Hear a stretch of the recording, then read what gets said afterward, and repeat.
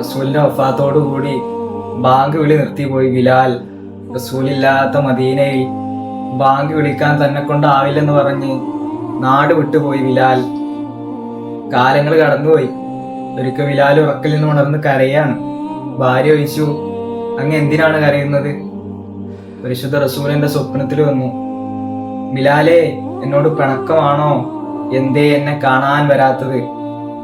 ഉടനെ ബിലാൽ മദീനയിലേക്ക് പുറപ്പെടുകയാണ്, റസൂലിന്റെ അടുക്കലേക്ക്.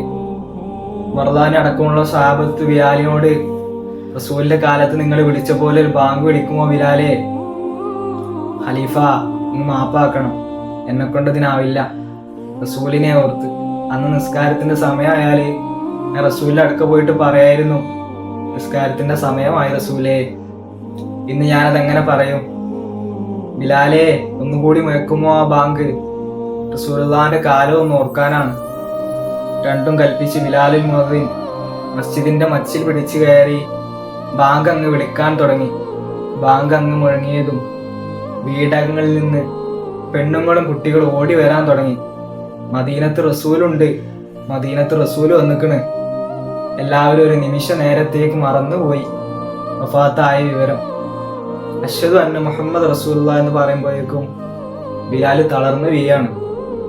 ബോധക്ഷയമാണ്. റസൂലിനെ ഓർത്ത് ബിലാലിന്റെ നെഞ്ചകം പിളർത്തി അത്രേ.